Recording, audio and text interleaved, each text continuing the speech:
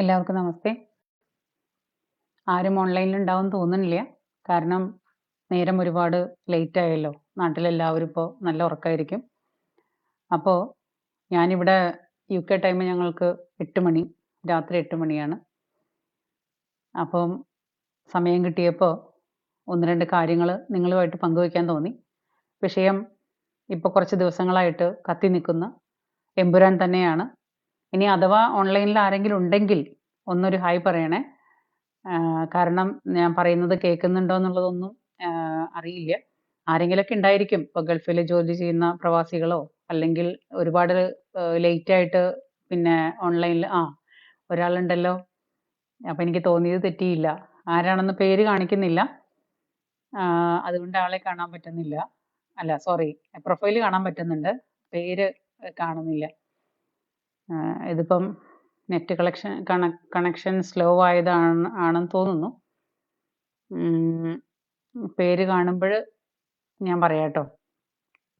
അപ്പോൾ കുറച്ച് ദിവസങ്ങളായിട്ട് കാണുന്ന കഴിയുന്ന ഇപ്പം നമ്മുടെ സോഷ്യൽ മീഡിയയിൽ വളരെ ഗംഭീരമായിട്ട് കത്തി നിൽക്കുന്ന ഒരു വിഷയം തന്നെയാണ് ഇപ്പോൾ ഈ എമ്പുരാൻ സിനിമ. അപ്പോൾ ഈ എമ്പുരാൻ സിനിമയെ കുറിച്ച് തന്നെയാണ് വീണ്ടും ഞാൻ സംസാരിക്കുന്നത്. ഇത് അതിനെക്കുറിച്ച് എൻ്റെ രണ്ടാമത്തെ ലൈവാണ്. അപ്പോൾ എനിക്കിപ്പോൾ ഈ കഴിഞ്ഞ കുറേ ദിവസങ്ങളായിട്ട് എൻ്റെ മനസ്സിൽ തോന്നിയിട്ടുള്ള കുറേ സംശയങ്ങൾ. ഞാനൊരു സാധാരണക്കാരിൽ സാധാരണക്കാരിയായ ഒരു ലേഡിയാണ്. അപ്പോൾ എൻ്റെ മനസ്സിൽ തോന്നിയ കുറേ കാര്യങ്ങൾ, അത് ഒരുപക്ഷെ തെറ്റായിരിക്കാം അല്ലെങ്കിൽ ശരിയായിരിക്കാം. എനിവേ, എന്തായാലും ഞാനത് നിങ്ങളുമായിട്ട് പങ്കുവെക്കാൻ ആഗ്രഹിക്കുന്നു. എൻ്റെ സംശയങ്ങൾ ഞാൻ ഈ പറയുന്ന സോഷ്യൽ മീഡിയയുടെ മുൻപിൽ ഞാനത് പിന്നെ അവതരിപ്പിക്കുന്നു. എനിക്ക് ഇപ്പം ഈ കഴിഞ്ഞ കുറേ ദിവസങ്ങളായിട്ട് ഈ എമ്പുരാൻ സിനിമ ഇറങ്ങിയതിനോടനുബന്ധിച്ച് വന്നിട്ടുള്ള കോലാഹലങ്ങളും സോഷ്യൽ മീഡിയയിലുള്ള പലതരത്തിലുള്ള അഭിപ്രായ വ്യത്യാസങ്ങളും എല്ലാം കൂടി കൂട്ടിച്ചേർത്ത് വെച്ച് നോക്കുമ്പോൾ നമ്മുടെ മെയിൻ ചാനലുകൾ, അതായത് മെയിൻ മൗദൂദി ചാനലുകൾ മുഴുവനും ഈ പറയുന്ന എമ്പുരാനെ സപ്പോർട്ട് ചെയ്യുന്ന ആൾക്കാരാണ്. അങ്ങനെയാണ് നമുക്ക് മനസ്സിലാവുന്നത്. മാതൃഭൂമിയായാലും പിന്നെ മനോരമയായാലും അങ്ങനെ വിശേഷപ്പെട്ട മൗദൂദി ചാനലുകളൊക്കെ ഈ പറയുന്ന സിനിമയ്ക്ക് സപ്പോർട്ടീവായിട്ടാണ് അവർ സംസാരിക്കുന്നത്. ചർച്ചയ്ക്ക് ആൾക്കാരെ വിളിക്കുന്നു, ആൾക്കാർ വന്ന് ചർച്ച ചെയ്യുന്നു എന്നുള്ളതല്ലാതെ ആ മെയിൻ അവരുടെ അജണ്ട അല്ലെങ്കിൽ അവർ ആരുടെ പക്ഷത്താണെന്നുള്ളത് അവരുടെ ചർച്ചയിൽ നിന്ന് തന്നെ നമുക്ക് വളരെ കൃത്യമായിട്ട് മനസ്സിലാവും. അപ്പോൾ ഇവരെല്ലാവരും ചർച്ച തുടങ്ങുമ്പോൾ ഈ ഇവരെല്ലാവരും പറയുന്ന അല്ലെങ്കിൽ ചോദിക്കുന്ന ഒരു ചോദ്യമുണ്ട്: സിനിമയായി കണ്ടാ പോരെ? ഇതാണ് എല്ലാവരുടെയും ചോദ്യം.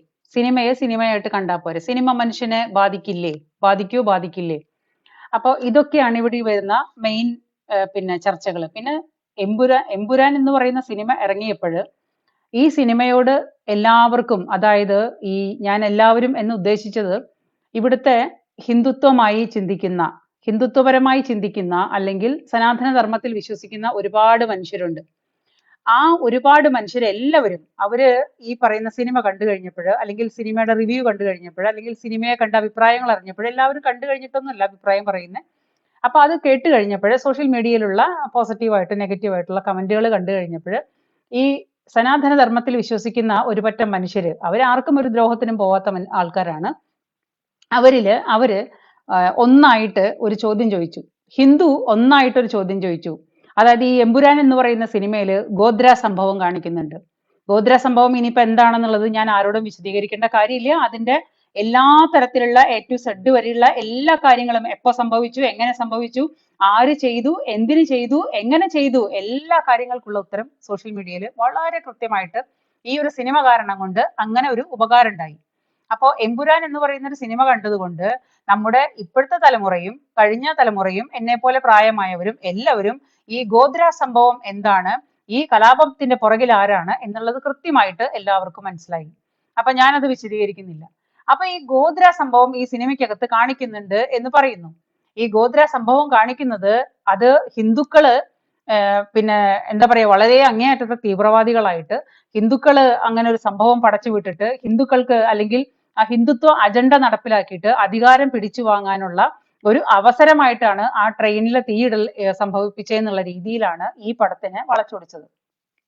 സത്യം പറഞ്ഞു കഴിഞ്ഞാൽ എനിക്ക് ഈ സംഗതിയില് ഈ ഗോദ്ര സംഭവം ഞാൻ ആദ്യം തൊട്ട് അവസാനം വരെ ഇപ്പോഴാണ് ഞാൻ അറിഞ്ഞത്. ഞാൻ ഇപ്പം ഗൂഗിളിൽ അടിച്ചു നോക്കുമ്പോൾ, ഞാൻ ഈ എമ്പുരാൻ സിനിമ ഇറങ്ങിയിട്ട് വിവാദങ്ങൾ വന്നപ്പോഴാണ് ഞാൻ ഗൂഗിളിൽ അടിച്ചു നോക്കുമ്പോൾ അതിനകത്ത് കാണുന്നത് 59 പേര് മരിച്ചതും, അവര് വെറും സന്യാസികളായിരുന്ന, കർസേവകരായിരുന്ന മനുഷ്യര്, സന്യാസികളായിരുന്ന മനുഷ്യര്, അങ്ങനെയുള്ള മനുഷ്യര് ഇതിനകത്ത് 59 പേരാണ് മരണപ്പെട്ടതെന്നും, ഈ മരണപ്പെട്ടവരിൽ 10-20 കുട്ടികളായിരുന്നു, കുഞ്ഞു മക്കളായിരുന്നു എന്നുള്ളതും, 17 ദിവസം പോലും പ്രായമാവാത്ത, ഭൂമിയിൽ, നമ്മുടെ ഈ ഭൂമിയിൽ ജനിച്ചിട്ട് 17 ദിവസം പോലും പ്രായമാവാത്ത കൊച്ചു കുഞ്ഞടക്കം വെന്തു മരിച്ചു എന്ന് കേട്ടപ്പോഴ് ചങ്കിനകത്ത്, ഏതായത് നമുക്ക് ഒരു മനുഷ്യനായവർക്ക്, മൂക്ക് കീഴ്പ്പെട്ടുള്ള ഒരു മനുഷ്യനായവർക്ക് ചങ്ക് കത്തിപ്പോകുന്ന ഒരു ന്യൂസ് ആയിരുന്നു അത്.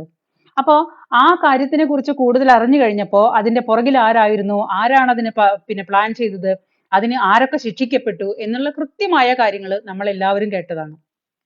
അങ്ങനെയുള്ള ഒരു കാര്യം ഇതിനു മുമ്പ് നടന്നിട്ട് ഇത്ര വ്യക്തമായിട്ട്, എല്ലാ സ്ഥലങ്ങളിലും ഇത്ര വ്യക്തമായിട്ട് അത് സംഭവിച്ച കാര്യങ്ങളും കഥകളും അവിടെ ഒരു ഭാഗത്ത് ഉണ്ടായി എന്നിരിക്കെ, അതിന്റെ സത്യാവസ്ഥകൾ മറച്ചുകൊണ്ട് ഞാൻ ഈ എമ്പുരാന്റെ സിനിമാ പ്രവർത്തകരോട് ഞാൻ ചോദിക്കുന്നത്, ഇതിന്റെ സത്യാവസ്ഥ മറച്ചു വെച്ചുകൊണ്ട് ഇതൊരു ഹിന്ദുത്വ തീവ്രവാദികൾ ചെയ്ത, അവർ അധികാരം പിടിച്ചടക്കാൻ വേണ്ടി ചെയ്ത ഒരു സംഭവമാണെന്ന് വരുത്തി തീർക്കാൻ ഇവർക്ക് എങ്ങനെ ധൈര്യം വന്നു?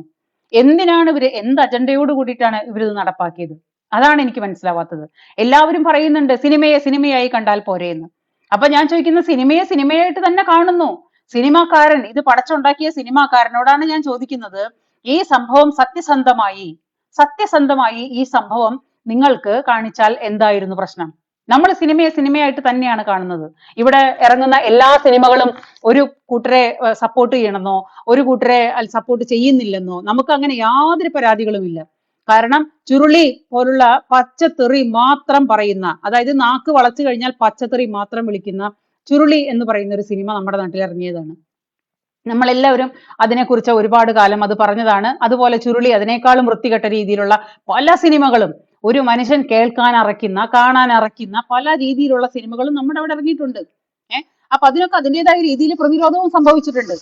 അപ്പൊ സിനിമയെ സിനിമയായിട്ട് കണ്ടാൽ മതി എന്ന് പറഞ്ഞാൽ, സിനിമ ഇത് ഡയറക്റ്റ് ചെയ്ത ആൾക്കാരുടെ മനസ്സിൽ യാതൊരു തരത്തിലുള്ള അജണ്ടകളും ഇല്ലായിരുന്നെങ്കിൽ, ഒരു കൂട്ടരെ, ഇത് ചെയ്ത ഒരു കൂട്ടരെ, ഒരു പറ്റം ജിഹാദികളാണ് ഇത് തീയിട്ടതെന്നും, ആ ജിഹാദികൾക്ക് ശിക്ഷ ലഭിച്ചിട്ടും, ആ ജിഹാദികൾ ഇന്ന് പിന്നെ അതിന്റെ ശിക്ഷ അനുഭവിച്ചു കഴിഞ്ഞിട്ടും, ചില അനുഭവിക്കുന്നവരുണ്ടായിട്ടും, ഈ ജിഹാദികളെ പിന്നെ പൂശാനായിട്ട് ഈ രായപ്പൻ നോക്കേണ്ട കാര്യം എന്താണെന്നാണ് എനിക്ക് പിടികിട്ടാത്തൊരു ചോദ്യം.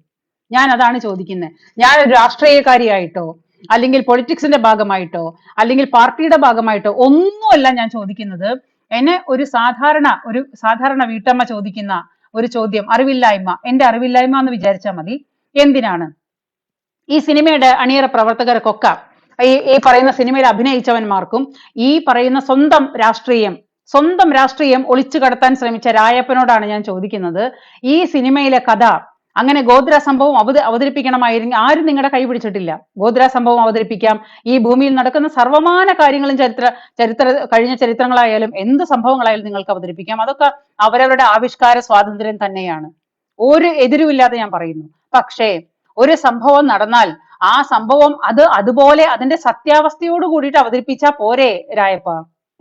അല്ലെങ്കിൽ ആ സംഭവത്തിനെ വളച്ചൊടിച്ചിട്ട് അത് ചെയ്തവന്മാരെ വെള്ള പൂശിയിട്ട് ഇത്രയും പുട്ടിയിട്ടും എനിക്ക് വെളുപ്പിച്ചിട്ട് ഈ സമൂഹത്തിന്റെ മുൻപിൽ കൊണ്ടുവന്നിട്ട് കാണിക്കാൻ രായപ്പന് എത്ര കിട്ടിയിട്ടാണ് രായപ്പൻ ഇത് ചെയ്യുന്നത്?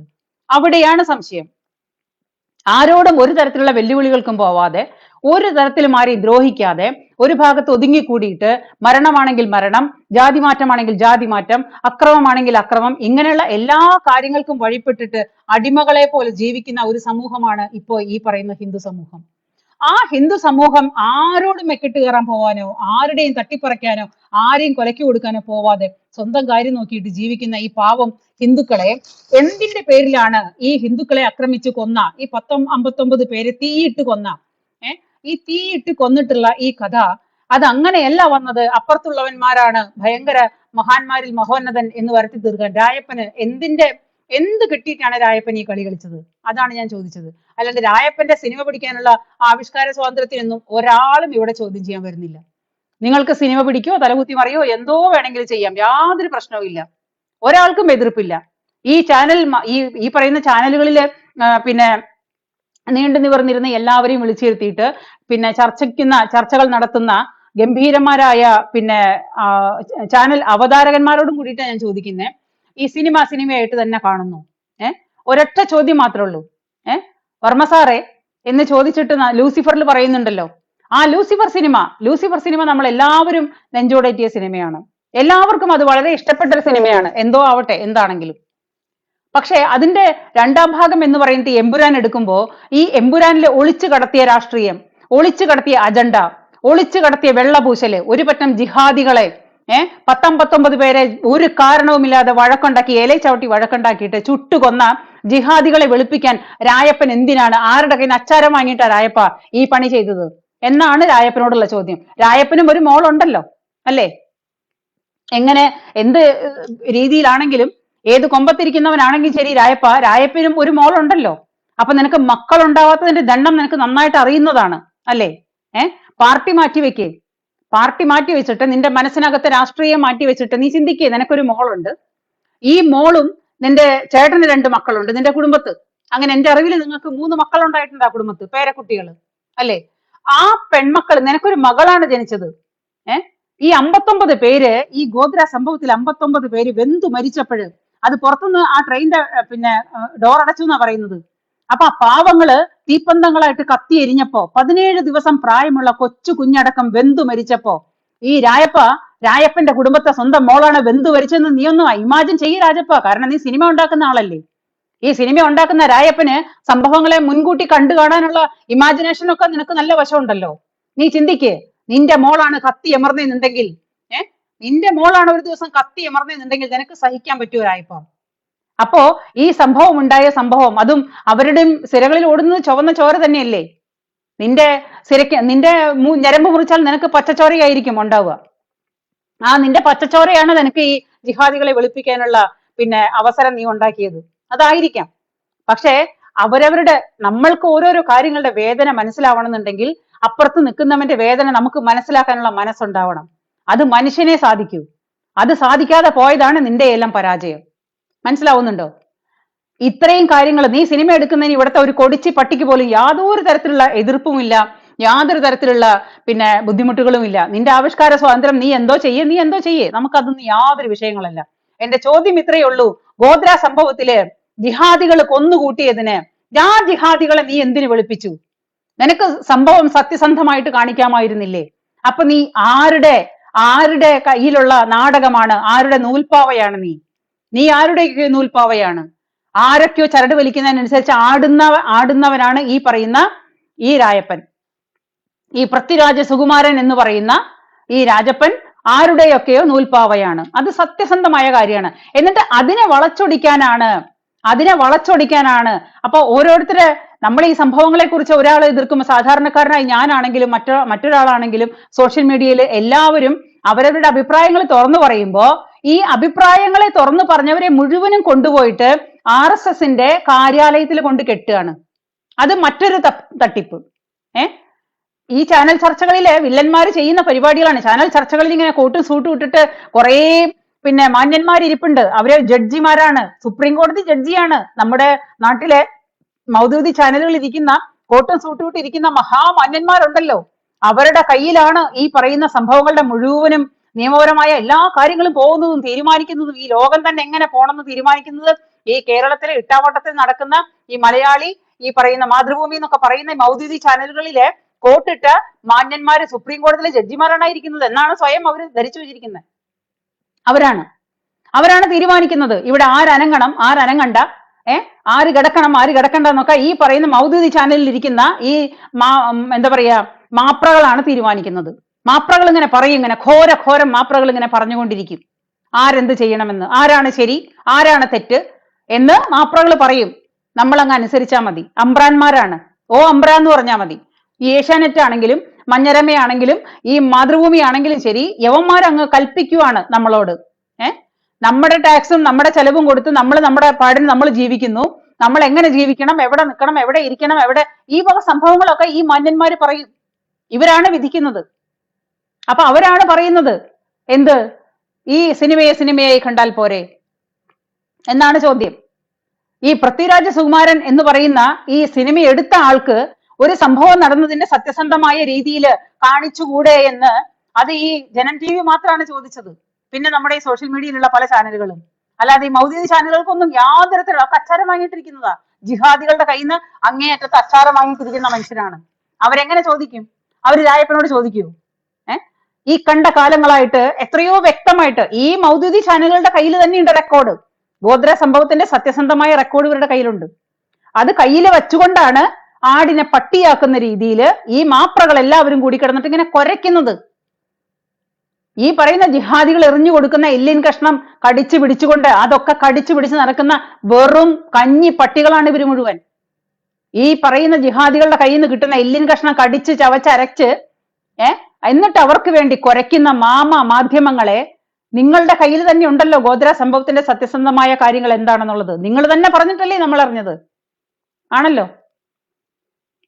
അപ്പൊ ഈ രാജപ്പൻ എന്ന് പറയുന്ന ഈ പൃഥ്വിരാജ് സുകുമാരൻ എന്ന് പറയുന്ന ഈ പൃഥ്വിരാജിന് ഈ വക സിനിമകളെ കുറിച്ച് എടുക്കുമ്പോൾ നമ്മൾക്ക് യാതൊരു തരത്തിലുള്ള അഭിപ്രായ വ്യത്യാസങ്ങളും ഇല്ല. പക്ഷെ ഗോദ്ര സംഭവമായി തന്നെ സത്യസന്ധമായി കാണിച്ചുകൂടായിരുന്നോ രാജപ്പ?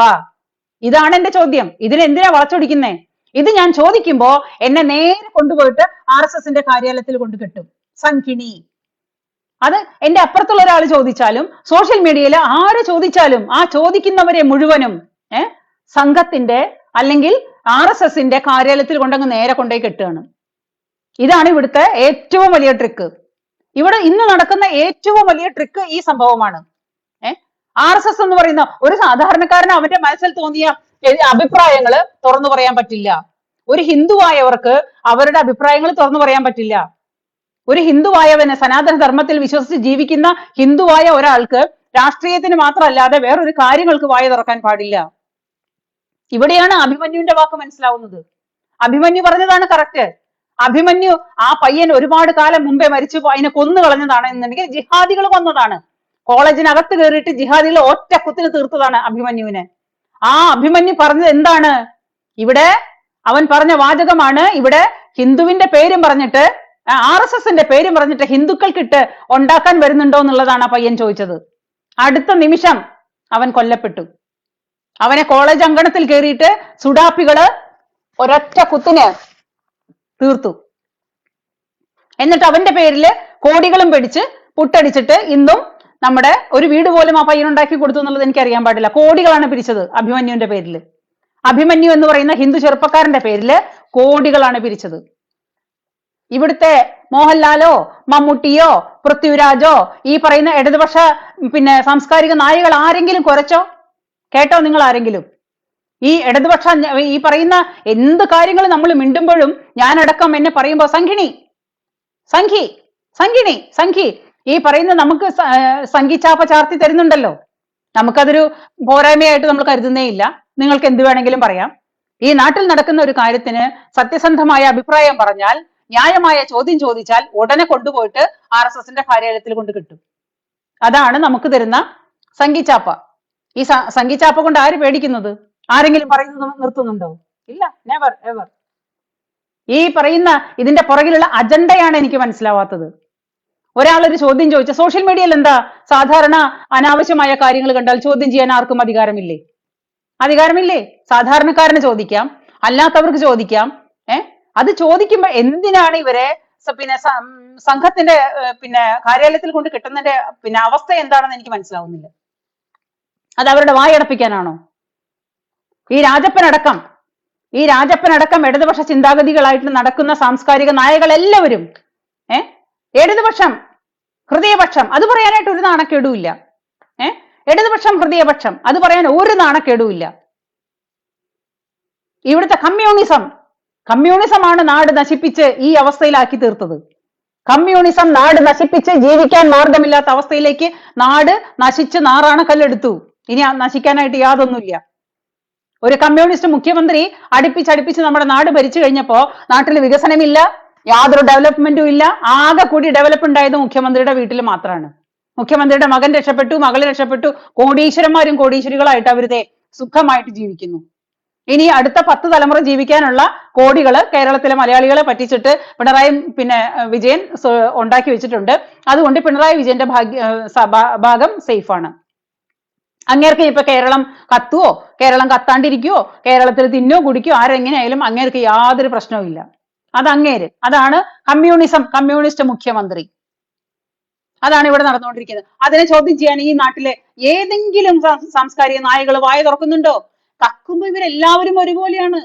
കാരണം ഞാൻ കക്കുമ്പോ നീ എനിക്ക് കൂട്ടുനിന്നാൽ, നീ കക്കുമ്പോ ഞാൻ നിനക്ക് കൂട്ടുനിൽക്കുന്നു. ഈ സിനിമാ ലോകത്തിന്റെ കാര്യങ്ങളും അങ്ങനെ തന്നെയാണ്.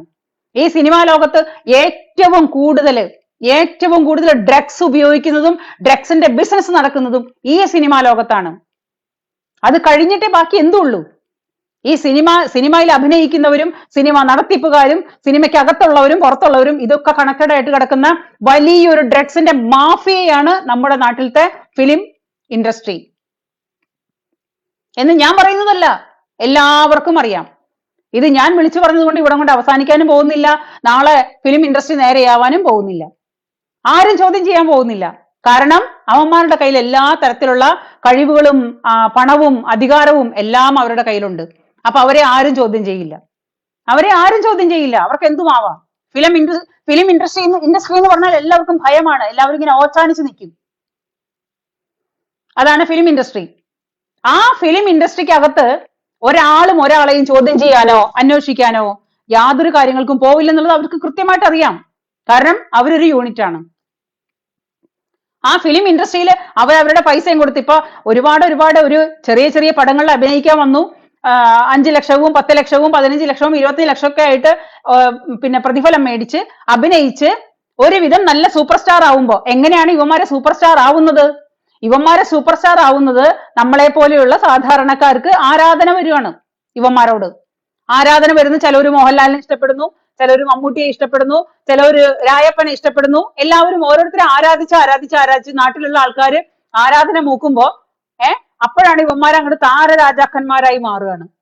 ഈ താരരാജാക്കന്മാരായിട്ട് മാറുമ്പോഴ് ഈ താരരാജാക്കന്മാര് പിന്നെ ആരാണെന്നറിയോ? പിന്നെ ഇവര് ആകാശത്ത് നിൽക്കുന്നവരാ. പിന്നെ ഇവര് ഭൂമിയിലേക്ക് ഇറങ്ങി വരില്ല. പിന്നെ ഇവരെന്നും ആകാശത്താ. പിന്നെ താഴോട്ട് ഇറക്കില്ല. ആരാണ് ആകാശത്ത് കയറ്റിയത്? ഈ നാട്ടിലെ ജനങ്ങളാ. അത് പിന്നെ ഇവന്മാരങ്ങ് മറക്കും. ഞങ്ങളെ ഭൂമിയിൽ നിൽക്കേണ്ടവരല്ല, ഞങ്ങൾ ആകാശത്ത് നിൽക്കേണ്ടവരാ. അപ്പോ ആകാശത്ത് നിൽക്കുന്ന താരരാജാക്കന്മാരായിട്ട് മാറ്റിയത് ആരാണെന്ന് വന്ന വഴി മറക്കുന്ന ഈ പറയുന്ന രായപ്പനും ലാലപ്പനും എല്ലാവരും. ഇവിടെയൊക്കെ കാര്യം പറഞ്ഞു കഴിഞ്ഞാല് ഈ രായപ്പൻ പിന്നെയും ചെറുപ്പാണെന്ന് പറയാം. ഈ ലാലപ്പന്റെ അവസ്ഥ എന്താന്ന് വെച്ചാല്, ലാലപ്പൻ ഒന്ന് ആലോചിച്ച് നോക്കി നോക്കൂ. അമേരിക്കയിലും ലണ്ടനിലും അല്ലാത്ത സ്ഥലത്തും ഒക്കെ പോയി ഈ സ്കിന്ന് തൊലി ഒളിച്ചു വെച്ചിട്ടും ഈ പറയുന്ന സംഗതികൾ കുത്തി വെച്ചിട്ടും പിന്നെ ചെറുപ്പമാക്കാൻ വേണ്ടി ചുളുങ്ങിയ തൊലി നിവർത്താനും പിന്നെ ലൂസായ മസില് മുറുക്കാനും എവിടെയെങ്കിലുമൊക്കെ പോയി കോടികൾ ചെലവാക്കി അവിടെ ഇവിടെയൊക്കെ പോയി ചികിത്സിച്ച് നല്ല പക്കാഭാവത്തിൽ ഇരുന്നിരുന്ന ഒരു മുഖമാണ് ഒടിയൻ എന്ന് പറയുന്ന സിനിമ ഒടിയൻ ഇറങ്ങുമ്പോഴാണോ അതിന് മുമ്പാണോ എന്നറിയില്ല. അത് ഇറങ്ങിയോട് കൂടിയിട്ട് അയാളുടെ മോന്ത കണ്ടു കഴിഞ്ഞാല് എന്തോ ഒരു നിർവികാര ജീവിയുടെ പോലെ ആയിപ്പോയി. എത്ര കോടി കൊടുത്തിട്ടാണോ ആ മോന്ത അങ്ങനെ ആക്കി തീർത്തത് അറിയില്ല. അയാളുടെ ഇഷ്ടം, അതെന്തോ ചെയ്യട്ടെ. അന്ന് മുതൽ ഒരു നിർവികാരനായ ഒരു പാവയാണ് മുഖം കണ്ടു കഴിഞ്ഞാല്. ആ മുഖം കണ്ടു കഴിഞ്ഞാല് ആ ഒടിയൻ സിനിമയ്ക്ക് വേണ്ടിയിട്ട് ചെറുപ്പക്കാരനാവാൻ പോയതാണെന്നാണ് കേൾക്കുന്നത്. അങ്ങനെ കയ്യിലുള്ള കോടികൾ കൊടുത്തിട്ട് തൊലി ചുളുക്കിയിട്ടും ഇഞ്ചക്ഷൻ ചെയ്തിട്ടും നീണ്ട തൊലി നീട്ടാനും ചുരുക്കാനും എല്ലാം യുവമാര് കൂടി കിടന്ന് ലണ്ടനിലും അമേരിക്കയിലും പോയിട്ട് ഈ പറയുന്ന നമ്മളെ പറ്റിക്കാനായിട്ട് തലയിലെ ഒരു രോമം പോലും ഇല്ല. 10-75 വയസ്സുമായി 70 വയസ്സും 10-75 വയസ്സുമായി പല്ലും കൊഴിഞ്ഞ് പഴയ അതൊക്കെ പോയി അവസാനം തലയിൽ ഒരു പൂട പോലും ഇല്ലാതെ ഇരിക്കുന്ന ഇവരെ നമ്മളങ്ങ് വിഗ്ഗും വെച്ച് എവിടേക്കോ പോയി തൊലിയെല്ലാം ടൈറ്റാക്കി മസിലെല്ലാം ടൈറ്റാക്കി ഇങ്ങനെ മസിലും പെരുപ്പിച്ച് നല്ല കുപ്പായൊക്കെ ഇട്ട് നമ്മുടെ മുമ്പിൽ വരുമ്പോ നമ്മൾ ഇങ്ങനെ ഓച്ചാനിച്ച് നിന്നുകൊണ്ട് അലറി വിളിക്കും, ആ ലേട്ടാ ഇക്കാ. ഇതാണ് ഈ ജനങ്ങള്, നമ്മളെ പോലുള്ള ജനങ്ങള്, സാധാരണക്കാരെ ജനങ്ങൾ കൊടുക്കുന്ന വിലയല്ലേ ഇവന്മാർക്കുള്ളൂ. അല്ലാണ്ട് എന്ത് വിലയാണ്? എന്നിട്ട് ആ ഉണ്ടാക്കുന്ന പാവപ്പെട്ടവന്റെ പിന്നെ അന്നാന്നത്തെ പണിക്ക് പോയി ജീവിക്കുന്ന മനുഷ്യരുടെ അന്നാന്നത്തെ പോക്കറ്റിൽ നിന്ന് ഓരോ നേരത്തെ ഇവരുടെ സിനിമയും കാണാൻ പോയിട്ട് ആ സിനിമ കൊണ്ട് തമ്പുരാമാരായിട്ടുള്ള തമ്പുരാമാര് ഇന്നിപ്പോ നമ്മളോട് പറയാണ്, ആളറിഞ്ഞ് കളിക്കടാ. ഈ രായപ്പന്റെ ഒരു പിന്നെ അമ്മ അല്ല സോറി, രായപ്പന്റെ അമ്മയ്ക്ക് പ്രായമുള്ള ഒരു ഭാര്യയുണ്ട്. ആ ഭാര്യ നല്ല കൂളിംഗ് ഗ്ലാസ് ഒക്കെ പിടിപ്പിച്ച് ഭർത്താവിനെ കെട്ടിപ്പിടിച്ചിട്ട് ഇട്ടേക്കണ പോസ്റ്റാണ്. എന്റെ ഇല്ലുമിനാട്ടി അല്ല, എന്റെ താന്തോന്നിയാണ്, എന്റെ മാങ്ങാത്തൊലിയാണ്, എന്റെ തേങ്ങാ കൊലയാണ് ഈ നിൽക്കുന്നത്, ആളറിഞ്ഞ് കളിക്കടാന്ന്. ഈ കന്നിമാസത്തിൽ തെണ്ടി പോകുന്ന കോടിച്ചിപ്പട്ടിക്ക് ഇവനേക്കാളും വിലയുണ്ട്. ഈ പറയുന്ന സുപ്രിയ പിന്നെ മേനോനോ എന്തോ തേങ്ങാക്കൊലയാണോന്നറിയില്ല. ഈ സുപ്രിയയോടെ ഞാൻ ഈ പറയുന്നത്, ഞങ്ങൾക്ക് കന്നിമാസത്തിലേ തെണ്ടിപ്പോകുന്ന ഈ വഴി കൂടെ ഒക്കെ ഓടി നടക്കുന്ന കൊടിച്ചപ്പട്ടികളില്ലേ, ആ കൊടിച്ചപ്പട്ടിക്ക് വിലയില്ല നിന്റെ ഈ ഇല്ലുമിനാട്ടി താന്തോന്നിയെ. ഈ ഇല്ലുമിനാട്ടി താന്തോന്നിയെ നിന്നോടും ഞങ്ങൾക്ക് ഇതേ പറയാനുള്ളൂ. നീയൊക്കെ ആളറിഞ്ഞ് കളിക്കേ. ഈ സാധാരണക്കാരായ മലയാളി ജനങ്ങള് വാനോളം ഉയർത്തിക്കൊണ്ട് നടന്ന് താരാട്ട് പാടിക്കൊണ്ട് നടന്ന് ആരാധിച്ചു കൊണ്ട് നടന്ന അത്രയും വിലയെ നിനക്കൊക്കെ ഉള്ളൂ. ഈ കേരളത്തിലെ മലയാളികൾ ഒന്നടങ്കം നിന്നെ എടുത്ത് താഴെ ഇട്ട് കഴിഞ്ഞാൽ പിന്നെ നീ പല്ല് കുത്തുന്ന കോലിന് പോലും വിലയുണ്ടാവില്ല. ഞങ്ങളോടാണോ പറയുന്നേ ആളറിഞ്ഞ് കളിക്കാൻ? നാണമുണ്ടോടി? ഈ പറയുന്ന മല്ലിക സുകുമാരനും ഈ പൃഥ്വിരാജ് സുകുമാരനും ഈ ഇന്ദ്രജിത്തും എന്ന് പറയുന്ന ഇവരുടെ ഫാമിലി, ഈ മല്ലിക സുകുമാരൻ, ഞാൻ ആ സ്ത്രീയെ ഒരുപാട് ബഹുമാനത്തോടെ നോക്കുന്ന ഒരാളാണ്. ഞാൻ അവരെ ഒരിക്കലും കുറ്റം പറയില്ല. അവർ അന്തസ്സായിട്ട് ജീവിക്കുന്ന ഒരു സ്ത്രീയാണ്. അവരൊക്കെ അവരുടെ കുട്ടിക്കാലത്ത് ഈ പറയുന്ന നിന്റെ ഇല്ലുമിനാട്ടി ഉണ്ടല്ലോ താന്തോന്നി, ഈ ഇല്ലുമിനാട്ടി താന്തോന്നിയൊക്കെ 10 പൈസയ്ക്ക് ഗതിയില്ലാതെ ജീവിക്കാൻ ഒരു നിവൃത്തിയില്ലാതെ കേരള മണ്ണിൽ കിടന്നിട്ട് ഇങ്ങനെ ഇണ്ണ വരച്ചിട്ട് എന്തോരം കഷ്ടപ്പെട്ട് ജീവിച്ചിട്ടാണ് ഈ പറയുന്ന രായപ്പനും ലാലപ്പനും മന്തപ്പനൊക്കെ വന്നെന്നുള്ളത് അറിയാമോ? അങ്ങനെ ഒരു കാലമുണ്ടല്ലോ സുപ്രിയെ. ഈ പറയുന്ന രായപ്പന് ജീവിക്കാൻ ഗതിയില്ലാതെ 10 പൈസ എടുക്കാനില്ലാതെ അന്യന്റെ മുൻപിൽ കൈ നീട്ടേണ്ട അവസ്ഥ വന്നിട്ടുള്ള ഒരു കുടുംബമായിരുന്നില്ലേ? ആ കുടുംബത്തിൽ നിന്ന് വന്നിട്ടുള്ള ആളാണ് രായപ്പൻ. ആ രായപ്പൻ ഇങ്ങനെ 4 സിനിമയിൽ അഭിനയിച്ചിട്ട് 4 ആൾക്കാരെ ആരാധിച്ചു വന്നപ്പം വലിയൊരു താരരാജാവായി, എന്നിട്ട് മറ്റുള്ളവന്റെ ജിഹാദികളുടെ കള്ളപ്പണം വെളുപ്പിക്കുന്ന ഒരു മെഷീൻ ആയതിന് ആ കള്ളപ്പണത്തിന്റെ മുകളിൽ കയറി ഇരുന്നിട്ട് നീ കേരളത്തിലത്തെ ജനങ്ങളോടാണോ പറയുന്നത് ആളറിഞ്ഞ് കളിക്കാൻ? നീ ഇത് നേരിട്ടിട്ട് നമ്മുടെ മുമ്പിൽ വന്നു പറയാൻ നിനക്ക് ധൈര്യമുണ്ടോ? ധൈര്യമുണ്ടോ നിനക്ക്? വന്ന വഴി മറക്കുന്നതല്ലേ? വന്ന വഴി മറക്കുന്നത് അത്ര നല്ല സ്വഭാവമല്ല. കഴിഞ്ഞ കാലങ്ങൾ മറക്കുന്നത് അത്ര നല്ല സ്വഭാവമല്ല. അമ്മായിയമ്മയോട് ഇടയ്ക്ക് ചോദിച്ചാൽ മതി. നിന്റെ വിശേഷം എനിക്കറിയില്ല, ഈ സുപ്രിയ എന്ന് പറയുന്നവളുടെ വിശേഷം എനിക്കറിയില്ല. പക്ഷേ ഈ പറയുന്ന രായപ്പൻ പിന്നെ പൃഥ്വിരാജ് സുകുമാരൻ എന്നവന്റെ കുടുംബ വിശേഷം ഈ മലയാളികൾ, ഈ കേരളത്തിലെ മൊത്തം മലയാളികൾക്ക് അറിയാവുന്നതാ. എന്തുമാത്രം കഷ്ടപ്പെട്ടിട്ടാ അവർ ഈ മക്കളെ വളർത്തി കൊണ്ടുവന്നെന്ന് കേരള മണ്ണിലെ സർവ്വ മനുഷ്യർക്കും അറിയാവുന്നതാ. എന്നിട്ടാ മലയാളികളോട് പറയുന്നോ നീ ആളറിഞ്ഞ് കളിക്കേ. നിനക്ക് നിന്റെ ഭർത്താവിന്റെ കൂടെ നിന്റെ ബെഡ്റൂമിൽ നിനക്ക് പലതും തോന്നിയ ആ നട്ടലിന്റെ വലിപ്പം കണ്ടിട്ടാ നീ പറയുന്നുണ്ടെങ്കിൽ അത് നീയും അവനും കൂടെ പറഞ്ഞു തീർക്കേണ്ട അവസ്ഥയാണ്. മലയാളികളുടെ മുമ്പിലേക്ക് പറയേണ്ടതല്ല. മലയാളികളുടെ മുമ്പിലേക്ക് പറഞ്ഞാലേ നല്ല അന്തസ്സുള്ളവരെ കൈ നിവൃത്തി ചെകിടത്ത് തരും നല്ലത്. അത് നീ അവന്റെ മുമ്പിൽ മാത്രം, നീയും അവനും മാത്രമുള്ളപ്പോ പറയാ ഇതെന്റെ ഇല്ലുമിനാട്ടിയാണ്, എന്റെ ലോക സുന്ദരനാണ്, എന്റെ ലോകത്തിലെ തേങ്ങാക്കൊലയാണ്, മാങ്ങാത്തുലിയാണ്. നീയും അവനും കൂടെ ഒറ്റയ്ക്കിരിക്കുമ്പോ നിന്റെ ബെഡ്റൂമിൽ ഇരുന്ന് പറയേണ്ട ഡയലോഗാണ്. മലയാളികളോട് പറയാൻ വരരുത്. മലയാളികളോട് പറഞ്ഞാലുണ്ടല്ലോ നിന്റെ ചെകിട് വീർക്കും, അടിച്ച അണപ്പല് തെറിപ്പിക്കും മലയാളികൾ. അത് സിനിമയുടെ പേരിലോ രാഷ്ട്രീയത്തിന്റെ പേരിലോ അല്ല, ആർക്കായാലും ശരി. വന്ന വഴി മറന്നിട്ടുള്ള വർത്തമാനം വേണ്ട. അത് എപ്പോഴും മനസ്സിൽ ഓർമ്മയുണ്ടാവണം. കഴിഞ്ഞ കാലങ്ങളും കഴിഞ്ഞ ജീവിത രീതികളും വന്ന വഴി മറക്കാണ്ട് അത് എന്നും ഓർമ്മയിൽ ഉണ്ടാവണം. അവനവൻ ഏതൊക്കെ കുടുംബത്തിൽ ജനിച്ചാലും നമ്മൾ വളർന്നു വന്ന സാഹചര്യം, നമ്മൾ എങ്ങനെ വളർന്നു വന്നു, എങ്ങനെ ഇതുവരെ എത്തി എന്നുള്ളത് മറന്നിട്ട് മലയാളികളെ പഠിപ്പിക്കാൻ വരരുത്. എന്തിന്റെ പേരിലായാലും ഇത് നിനക്ക് ഓർമ്മയുണ്ടാവണം. നിനക്ക് നിന്റെ മനസ്സിൽ തോന്നുന്നുണ്ടാവും നിന്റെ കെട്ടിയ ലോകത്തിലേക്ക് ഏറ്റവും വലിയ ഇന്ദ്രനാണ്, ചന്ദ്രനാണ്, സൂര്യനാണ്, പിന്നെ മാങ്ങാത്തൊലിയാണ്, തേങ്ങാക്കൊലയാണെന്ന്. ഞങ്ങൾക്ക് വെറും കൊടിച്ചിപ്പട്ടിയാണ് നിന്റെ ഇല്ലുമിനാട്ടി കൊടിച്ചിപ്പട്ടി. ആ ഇല്ലുമിനാട്ടി കൊടിച്ചിപ്പട്ടി നീയും കൂടെ സ്വകാര്യ നിമിഷങ്ങളിൽ ഇരിക്കുമ്പോ അവനോട് പറ ആളറിഞ്ഞ് കളിക്കാൻ. ഞങ്ങളോട് പറയണ്ട, ഞങ്ങൾക്കതിന്റെ ആവശ്യവുമില്ല. ഈ പറയുന്ന സിനിമയിൽ അഭിനയിക്കുന്ന 4 അഭിനയം കഴിഞ്ഞ് കഴിഞ്ഞിട്ട് ജനങ്ങൾ എടുത്ത് താഴെ ഇട്ട് കഴിഞ്ഞാൽ അതോടുകൂടി തീർന്നു. അവന്റെയൊക്കെ പിന്നെ ജീവിതം പിന്നെ എങ്ങനെയാണ്? പിന്നെ മറ്റുള്ളവരെ പറ്റിച്ച് കോടികൾ ഉണ്ടാക്കി വെച്ചിട്ടുണ്ടെങ്കിൽ നിനക്കും നിന്റെ കുടുംബത്തിന് സുഖമായിട്ട് ജീവിക്കാം. അതിന്റെ മുകളിൽ നിന്ന് കയറിയിട്ട് നിനക്ക് എന്ത് അഹങ്കാരവും പറയാം. പക്ഷെ ഈശ്വരനെ മറക്കരുത്. സർവീശ്വരൻ എന്നൊരാൾ മുകളിൽ ഇരിപ്പുണ്ട്, എല്ലാം കാണുന്നുണ്ട്. എല്ലാം പൊട്ടി തകർന്ന് താഴെ വീഴാനായിട്ട് മാളികാമുകൾ ഏറിയ മന്നന്റെ തോളിൽ മാറാപ്പ് കയറ്റുന്നതും ഭവാൻ. അത്രേ ഉള്ളൂ. ഒരൊറ്റ സെക്കൻഡ് കൊണ്ട് എല്ലാം മാറി പറയും. ഇരുട്ടി നേരം വെളുത്തപ്പോഴ് വയനാട്ടിലെ ഒരു ഗ്രാമം മുഴുവൻ അവസാനിച്ചതാണ്. ഇതൊക്കെ കണ്ടുകൊണ്ട് വേണം അഹങ്കരിക്കാനായിട്ട്. ഇതൊക്കെ കണ്ടുകൊണ്ട് വേണം മനുഷ്യൻ അഹങ്കരിക്കാൻ. അത് നടന്നിട്ട് അധിക കാലമായില്ല.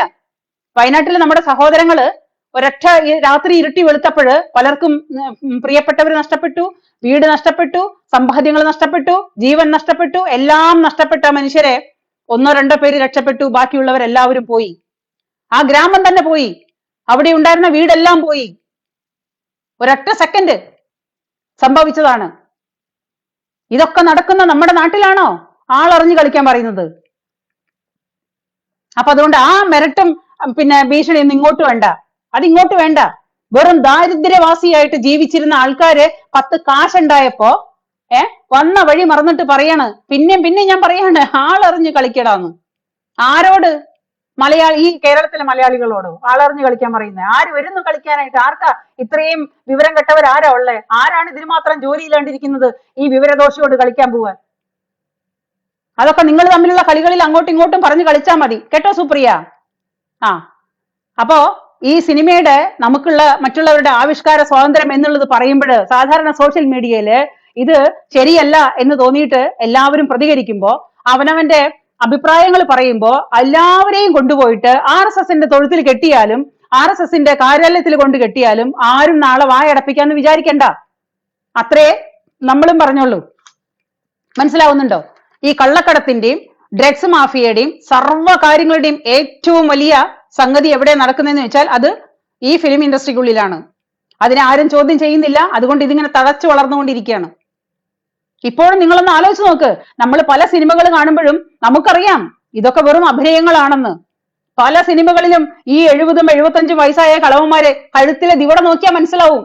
കഴുത്ത് നോക്കിയാൽ ഈ മമ്മൂട്ടി ആണെങ്കിലും ഈ ലാലപ്പനാണെങ്കിലും ഇവരുടെയൊക്കെ ഈ ഭാഗങ്ങൾ നോക്കിയാൽ നമുക്ക് മനസ്സിലാവും ഇവരൊക്കെ വയസ്സായി, തൊലി ചുളുങ്ങി, തൊലിയൊക്കെ നീണ്ട് അങ്ങനെ കിടക്കുന്നത്. മുഖമല്ലേ മിനുക്കാൻ പറ്റുള്ളൂ. കഴുത്തിലെ തൊലിയൊക്കെ തൂങ്ങിയിട്ട് ഈ 75-76 വയസ്സുള്ള ആൾക്കാർ ഇന്നും 20-21 വയസ്സായ പെമ്പിള്ളേരുടെ പോലെ കൂടെ കാമുകിമാരായിട്ട് അഭിനയിക്കുന്നു, ഭാര്യമാരായിട്ട് അഭിനയിക്കുന്നു. ഈ പറയുന്ന കിളവന്മാര് എഴുന്നേറ്റ് നിൽക്കാൻ 4 ആളുടെ സഹായം വേണം ഈ കിളവന്മാർക്ക്. ആ കളവന്മാര് ഇങ്ങനെ ഒരു കയ്യും കൊണ്ട് കാണിക്കുമ്പോഴേക്കും 10 ആള് മറിഞ്ഞു വീഴുന്നു. ബസ്സാണെങ്കിൽ അതിനെ പിടിച്ചു നിർത്തുന്നു. ഈ പൊട്ടത്തരങ്ങൾ മുഴുവനും നമ്മൾ കണ്ടുകൊണ്ട് നമ്മളങ്ങ് ആസ്വദിക്കുന്നു എന്നുള്ളതാണ്. നമ്മളും അഭിനയിക്കുന്നു. നമുക്ക് മനസ്സിലാക്കാഞ്ഞിട്ടാണോ? നമ്മൾ എന്താ ഒരു വയസ്സായ കുട്ടിയോ?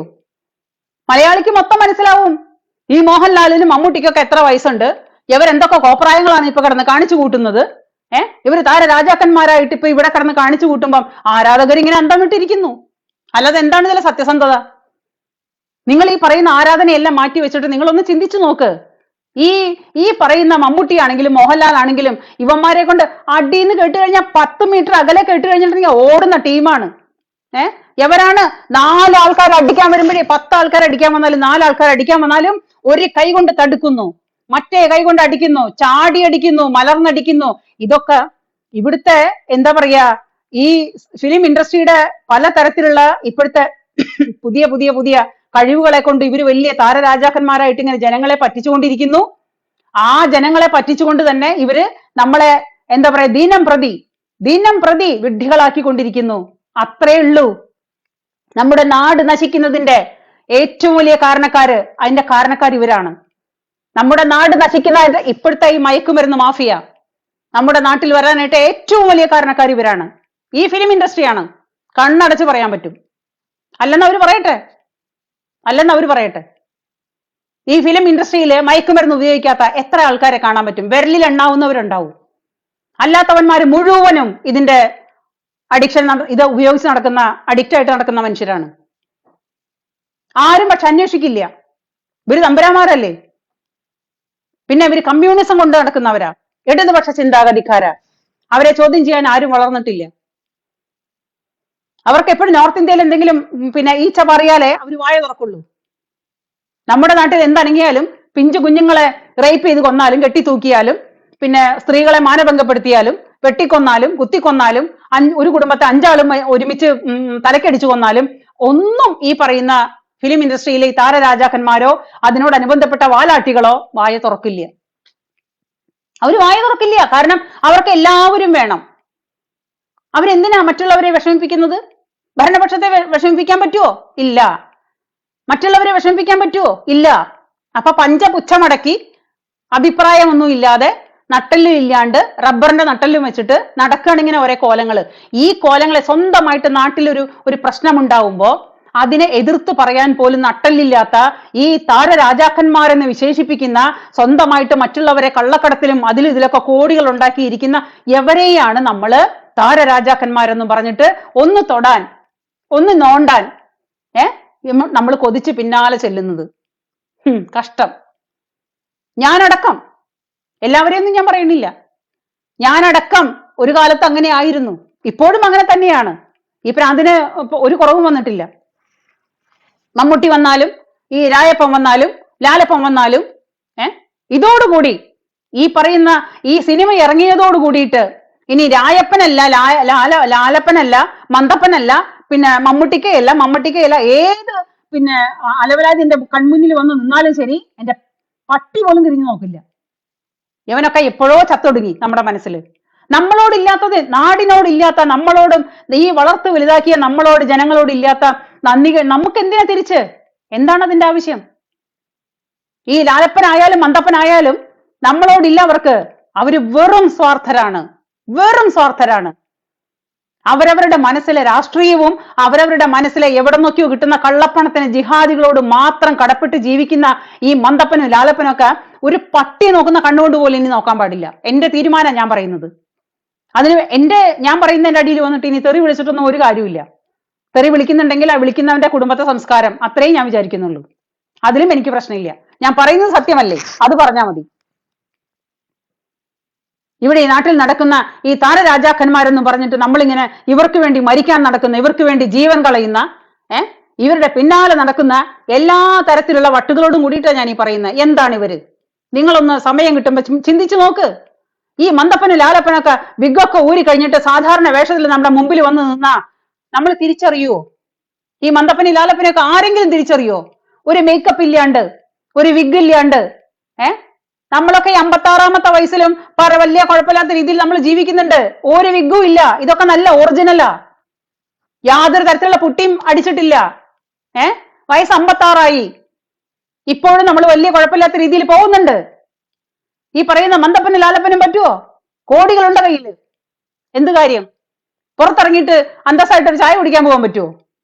ആരാധകരെ കൊണ്ട് നിക്കപ്പുറതിയില്ല, കിടക്കപ്പുറതിയില്ല. മനസ്സറിഞ്ഞിട്ടൊന്ന് സന്തോഷിക്കണമെന്നുണ്ടെങ്കിൽ വേറെ വല്ല നാട്ടിലും പോയി കിടക്കണം. അപ്പോ നമ്മുടെ അത്ര പോലും ഇതിനേക്കാളൊക്കെ ഗതികെട്ട് ജീവിക്കുന്ന യവന്മാരെ എല്ലാവരും കഴിഞ്ഞിട്ട് ഈ സിനിമാ ലോകത്തെ മൊത്തം എല്ലാവരും കൂടി വന്നിട്ടാണ് പറയുന്നത് നമ്മളോട്, മലയാളികളോടാണ് പറയുന്നത്, സുപ്രിയ മേനോൻ ആളറിഞ്ഞ് കളിക്കടാ. ഹോ, ഈ എന്താ പറയാ, ഒരു ലേശ മുളുപ്പ് ഈ പെണ്ണുമ്പിള്ളക്ക് ഉണ്ടെന്നുണ്ടെങ്കിൽ പെണ്ണുമ്പിള്ള എങ്ങനെ പറയൂ? ഒന്ന് ആലോചിച്ച് നോക്ക്. ആര്?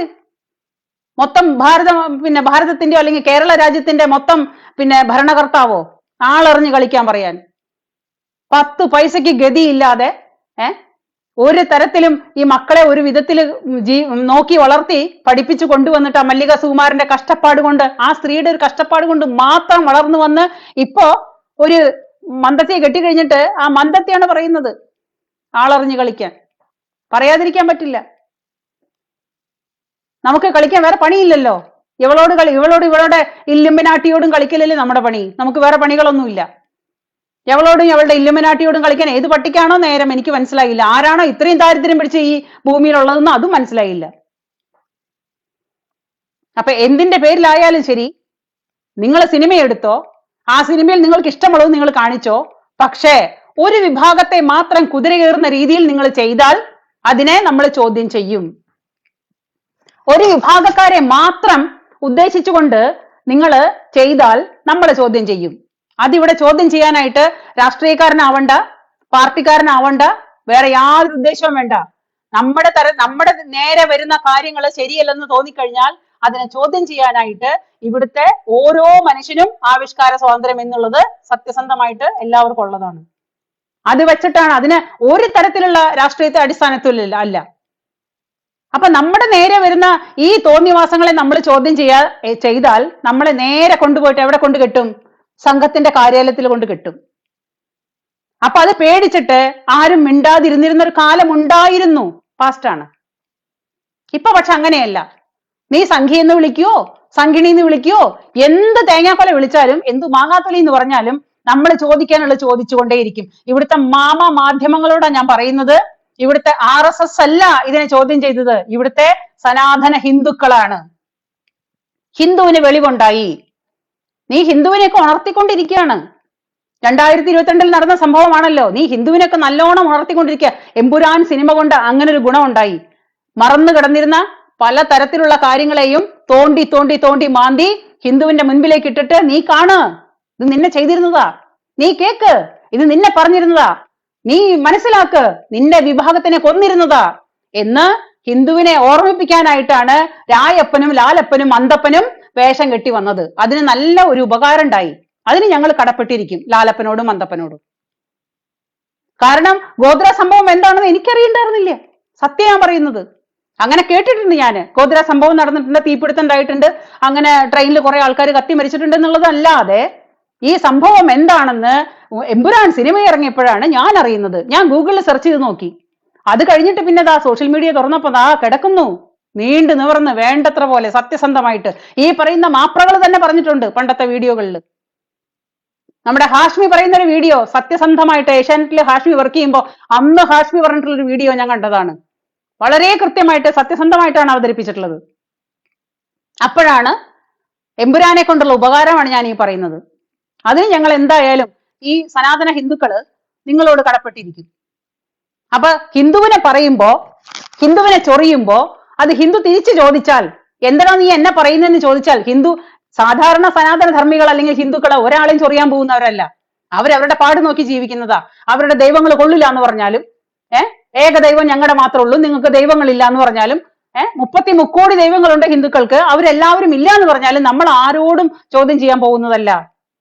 അല്ല, നിങ്ങളുടെ ഇതിഹാസങ്ങളും പുരാണങ്ങളും വേദങ്ങളും എല്ലാം തെറ്റാണ്, വേദങ്ങൾ പഠിക്കുന്നവരൊക്കെ വഴിതെറ്റി പോവാണെന്ന് പറഞ്ഞാലും നമ്മൾ ആരോടും ചോദിക്കാൻ പോകുന്നില്ല. കാരണം സത്യാവസ്ഥ നമുക്കറിയാലോ. വിറ്റ് തീരാത്ത സാധനങ്ങൾക്കല്ലേ പരസ്യം വേണ്ടൂ. നമുക്ക് പരസ്യത്തിന്റെ ആവശ്യമില്ല. നമ്മള് എന്നോ ഇവിടെ ഉണ്ട്, ഇന്നലെയും ഇവിടെ ഉണ്ട്, ഇന്നും ഉണ്ട്, നാളെയും ഉണ്ടായിരിക്കും. അങ്ങനെയുള്ള നമുക്ക് നല്ല തറവാട്ടി ജനിച്ച നമുക്കൊരിക്കലും ഈ പറയുന്ന എന്താ പറയാ കപട സാധനങ്ങളുടെ പിന്നാലെ പോകേണ്ട ആവശ്യമില്ല. നമ്മുടെ ശരീരത്തിൽ ഓടുന്നത് നല്ല റിയൽ ആയിട്ടുള്ള ബ്ലഡാണ്. അതിലൊരു കലർപ്പും ഇല്ല. കലർപ്പുള്ളവന്മാർക്കാണ് ബുദ്ധിമുട്ട്. നമുക്കൊരു കലർപ്പും ഇല്ലെങ്കിൽ നമുക്കതിൽ സംശയിക്കേണ്ട ആവശ്യമേ ഇല്ല. അപ്പൊ ആ ഹിന്ദുവിനെ, മിണ്ടാതിരിക്കുന്ന ഹിന്ദുവിനെ അണ്ണാക്കിൽ കോലിട്ട് കുത്തി, മിണ്ടടാ മിണ്ടടാ, എന്താടാ നീ മിണ്ടാത്ത, നീ എന്താടാ മിണ്ടാത്ത, ചെറുക്കി തോണ്ടി അണ്ണാക്കിൽ കോലിട്ട് കുത്തി ഒരുപാടായി കഴിഞ്ഞാലേ അപ്പോ പ്രതികരിക്കും. അതാണ് സംഭവിച്ചത്. അതിന് RSSകാരാണ് സിനിമയെ ചോദ്യം ചെയ്തത്. RSSന്റെ കാര്യത്തിലുള്ള അങ്ങനെ RSS അല്ല ഇവിടെ. എല്ലാവരും ഈ ഭൂമിയിലെ കേരള മണ്ണിലെ എല്ലാ മനുഷ്യരും RSSകാരല്ല. അങ്ങനെ പറഞ്ഞതുകൊണ്ട് നമുക്കൊരു പ്രശ്നവും ഇല്ല. നിങ്ങൾ RSS എന്നോ സംഘിണിയോ എന്തോ പറയും, അതൊന്നും നമ്മളെ ബാധിക്കുന്ന വിഷയമല്ല. അതുകൊണ്ട് നമ്മുടെ വായടപ്പിക്കാമെന്ന് കരുതണ്ടെന്നാണ് ഞാൻ പറഞ്ഞത്. അതിന് രായപ്പനല്ല ലാലപ്പനല്ല ആരെന്ത് പറഞ്ഞാലും ശരി, ഈ വക തെണ്ടിത്തരങ്ങൾ കാണിച്ചാൽ അത് പറയുന്നെ ചെയ്യും. കുറേ കാലങ്ങളായിട്ടുണ്ട് ഹിന്ദുവിനെതിരെ ഇങ്ങനെ നിരന്തരം ഇങ്ങനെ ആക്രോശങ്ങൾ ഉണ്ടായിക്കൊണ്ടിരിക്കുക. ഹിന്ദുവിനെ ചൊറിയ, വെറുതെ ഇരിക്കുന്ന ഹിന്ദുവിനെ ചൊറിഞ്ഞ് പണി വാങ്ങുക. രായപ്പൻ അതാ ചെയ്തത്. ഈ എന്താ പറയാ രായപ്പൻ എന്ന് പറഞ്ഞിട്ട് പേര് ഞാൻ പറഞ്ഞു, പൃഥ്വിരാജ സുകുമാരൻ വെറുതെ ചൊറിയാനിരിക്കുക. ഈ കൃത്യമായിട്ട് ഇവന്റെ ഈ സിനിമയുടെ പുറകില് ആരാണ് ഇവന്റെ ഫണ്ട് ഒഴുക്കുന്നത്? ഇവൻ 20-25 ലക്ഷങ്ങളൊക്കെ മേടിച്ച് അഭിനയിച്ചിരുന്നല്ലോ. ആ അഭിനയം കഴിഞ്ഞിട്ട് കുറച്ച് കാശ് കയ്യിൽ വന്നു കഴിഞ്ഞാൽ പിന്നെ ഇവന്മാരെ സ്വന്തമായിട്ട് പിന്നെ പണിക്കാരൊക്കെ പിരിച്ചുവിട്ടു. ഇവിടെ സിനിമ എടുത്തിരുന്ന സംവിധായകന്മാരും അതിന്റെ പുറകിലുണ്ടായിരുന്ന പിന്നെ അണിയറ പ്രവർത്തകരും എല്ലാവരും ഉണ്ടായിരുന്നു. ബാക്കി ഇവരൊക്കെ നടന്മാരായിരുന്നല്ലോ. ഈ മമ്മൂട്ടി ആണെങ്കിലും മോഹൻലാൽ ആണെങ്കിലും പൃഥ്വിരാജ് ആണെങ്കിലും ഇവരൊക്കെ നടന്മാരായിരുന്നു, താരരാജാക്കന്മാരായിരുന്നു. താരരാജാക്കന്മാരെ ഇപ്പൊ പണി നിർത്തിയിട്ട് സ്വയം പണിയാൻ തുടങ്ങി. ആ സ്വയം പണിയാൻ തുടങ്ങിയപ്പോൾ ഇവർക്ക് ലക്ഷങ്ങൾ വരുന്നു. ഒരു 10-20 കോടിക്ക് 10 കോടിക്ക് സിനിമ ഇറക്കി കഴിഞ്ഞാൽ 10 കോടിക്ക് സിനിമ ഇറക്കി കഴിഞ്ഞാൽ അതിൽ 20 കോടി കളക്ഷൻ ഉണ്ടായാൽ ഈ 10 കോടി എവിടുന്ന 20 കോടിയിൽ വന്നതിൽ 10 കോടി അവന് ലാഭമാണ്. ഇവൻ ഈ സിനിമ ഇറക്കാനായിട്ട് വന്ന 20 കോടി എവിടുന്ന് വന്നു എന്ന് ആരും അന്വേഷിക്കുന്നില്ല. അതെവിടുന്നാ വന്നേ? അത് ആരാ കൊടുക്കുന്നേ? ആരാ ഇൻവെസ്റ്റ് ചെയ്യുന്നേ? ഇവരങ്ങോട്ട് സ്വയം സിനിമാ കമ്പനികൾ ഉണ്ടാക്കുകയാണല്ലോ. മമ്മൂട്ടിക്ക് സ്വന്തം കമ്പനിയുടെ സിനിമാ കമ്പനി, മോഹൻലാലിന് സ്വന്തം സിനിമാ കമ്പനി ഉണ്ട്. പൃഥ്വിരാജ് സുകുമാരന്റെ ഇപ്പൊ വന്നിരിക്കുന്നു പുതിയ ഇല്ലുമിനാട്ടി, അവനും സ്വന്തം കമ്പനിയുണ്ട്. ഇവന്റെ കമ്പനിയിലേക്ക് ആരാണ് ഇത്രയും കോടികൾ ഒഴുക്കുന്നതെന്നുള്ളതാണ്. അതാരും ചോദ്യം ചെയ്യുന്നില്ല, ചോദിക്കുന്നുമില്ല, അന്വേഷിക്കുന്നുമില്ല. കേട്ടുകഴിഞ്ഞ കാര്യങ്ങൾ സത്യമാണെങ്കിൽ ഇവന്റെ ഇപ്പൊ ഈ എമ്പുരാൻ എന്ന് പറയുന്ന സിനിമ എവിടേക്കാണ് ഇവൻ കൊണ്ട് പിന്നെ അവസാനിപ്പിക്കുന്നതെന്ന് ചിന്തിച്ചു കഴിഞ്ഞാൽ ഏത് മനുഷ്യന് മനസ്സിലാവും സോറോസിന്റെ കോടികള് രായപ്പന്റെ കമ്പനിയിലേക്കും ഗംഭീരമായിട്ട് ഒഴുകിയിട്ടുണ്ടെന്നുള്ളത്. അത് കണ്ടുപിടിക്കണം, ആണുങ്ങളായവർ കണ്ടുപിടിക്കണം. അല്ലാണ്ട് ഈ പറയുന്ന പോലെ സിനിമയെ സിനിമയായിട്ട് കണ്ടാ മതി എന്ന് പറഞ്ഞു നടക്കുന്ന കുറെ വീരന്മാരുണ്ട്, അവരുണ്ടായിട്ട് കാര്യമില്ല. അത് ഈ പറയുന്ന പോലെ മാസം തികയേണ്ട പെറ്റ പോലത്തെ കുഞ്ഞുങ്ങളാ, വായും തുറക്കില്ല മുലയും കുടിക്കില്ല എന്ന് പറഞ്ഞ അവസ്ഥയാ. സിനിമയെ സിനിമ ആയിട്ട് കാണാൻ തൽക്കാലം സൗകര്യമില്ലടോ. താൻ എന്താ ഞങ്ങളെ മൂക്കി കയറ്റുവോ? സിനിമയെ സിനിമയായിട്ട് കാണാൻ സൗകര്യമില്ലെന്നേ. നിങ്ങൾ കണ്ടോ? നമുക്ക് കാണാൻ സൗകര്യമില്ല.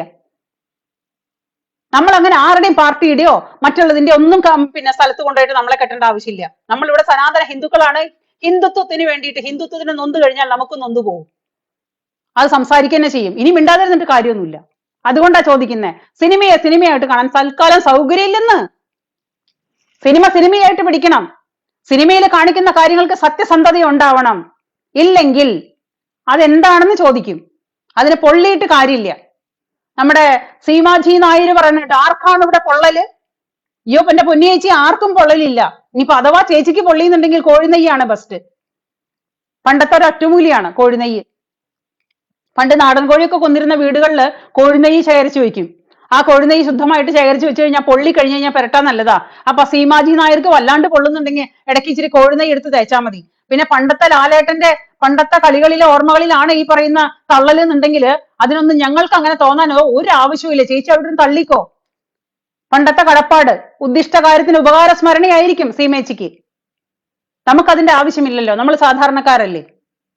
നിങ്ങളുടെയൊക്കെ ആട്ടം കണ്ട് വിഡ്ഢികളായിട്ടിരുന്നിരുന്ന കുറെ മനുഷ്യരാണ് ഇവിടെ.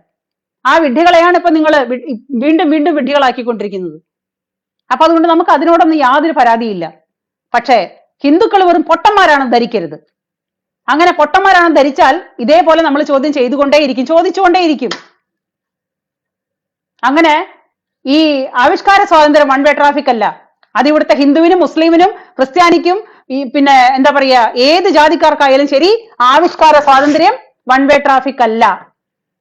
അതാണ് ഞാൻ രാജപ്പനോടും ലാലപ്പനോടും മന്ദപ്പനോടും എല്ലാവരോടും എനിക്ക് പറയാനുള്ളൂ. നിങ്ങൾ നേരായി കാണിച്ചു നോക്ക്. ഗോദ്ര സംഭവത്തിന്റെ സത്യസന്ധമായ കാര്യങ്ങൾ അതിൽ അവതരിപ്പിച്ചു എന്നുണ്ടെങ്കിൽ നമ്മൾ ആരും ചോദ്യം ചെയ്തേനില്ല.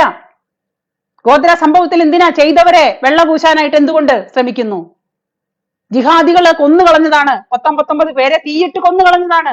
ആ ജിഹാദികൾ നല്ലവരാണെന്ന് വരുത്തി തീർക്കാൻ എന്തിനാണ് രായപ്പൻ ശ്രമിച്ചത്? അതാണ് എന്റെ ചോദ്യം. എന്നെ പോലെ തന്നെയാണ് ഈ നാട്ടിലെ എല്ലാവരും ചോദിച്ചത്. അപ്പൊ അതുകൊണ്ട് ഇതുപോലുള്ള തോന്നിവാസങ്ങൾ ഇനിയും പറഞ്ഞാല് നമുക്കതിനെ ചോദിക്കാണ്ടിരിക്കാൻ പറ്റില്ല. നമ്മൾ ചോദിച്ചിരിക്കും. അതിന് പൊള്ളിയിട്ട് കാര്യമില്ല. ആ പൊള്ളലൊന്നും നമുക്കൊരു വിഷയമല്ല. പണ്ടത്തെ കാലല്ല. ഇപ്പോഴൊക്കെ നമുക്ക് പിന്നെ ഇപ്പൊ തന്നെ മാധ്യമങ്ങളെ പിന്നെ ആശ്രയിക്കേണ്ട ആവശ്യമില്ല. അതുകൊണ്ടാണ് സോഷ്യൽ മീഡിയ. ഇന്ന് സോഷ്യൽ മീഡിയ വന്നതാണ് എല്ലാവന്മാർക്കും അടിയായിട്ടുള്ളത്.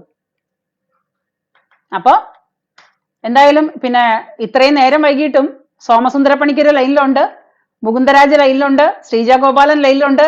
എല്ലാവർക്കും സന്തോഷം, നമസ്തേ.